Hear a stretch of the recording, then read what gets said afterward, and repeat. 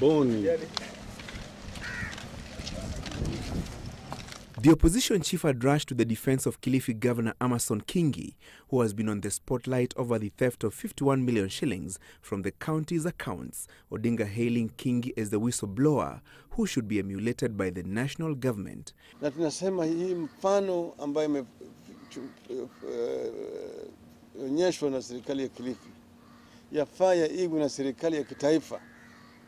Manaka kule kila mara tukigundua wizi na tukipiga firimbi ati hapa kuna mwizi, badala ya wao kuanza uchunguzi, kila mara wanaanza kulaumu yule ambaye amepiga firimbi ati yeye ana wivu.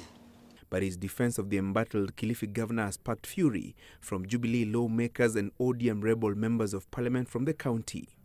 We want to know the position of Raila. You know, he has become a pendulum. He's here, he's there, he's here. So we want to see which side of the pendulum do we find him. Over 1.2 billion shillings on ECDs cannot be accounted for. The budget for 273 ECDs, only 70 are built, and the money is not there. And you are telling us there's no theft in Kilifi County. The Auditor General has flagged several counties' expenditures with billions of shillings suspected to have been misused.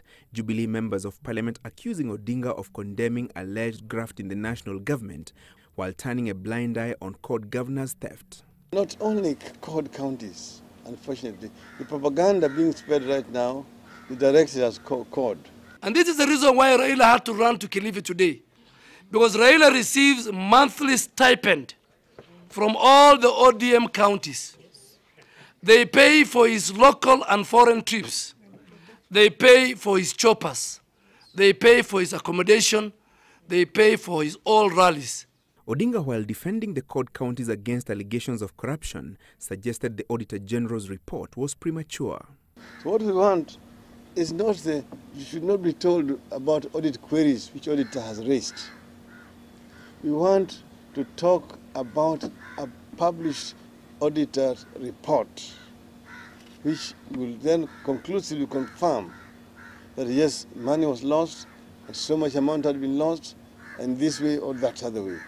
It is immensely difficult to believe that it is the same Odinga who has gone hammer and tongs against the government institutions on the basis of draft interim audit reports. The Jubilee members of parliament have threatened to spill more beans on Odinga's alleged doublespeak in the war against graft. That billions of shillings meant to initiate developments for the common mwananchi in both the national and county governments have ended up in the pockets of a few operatives is not in doubt. However, with politics taking center stage, the fight against graft is slowly turning into a face-off between politicians as the general election draws closer. Francis Gachuri, Citizen TV, Nairobi.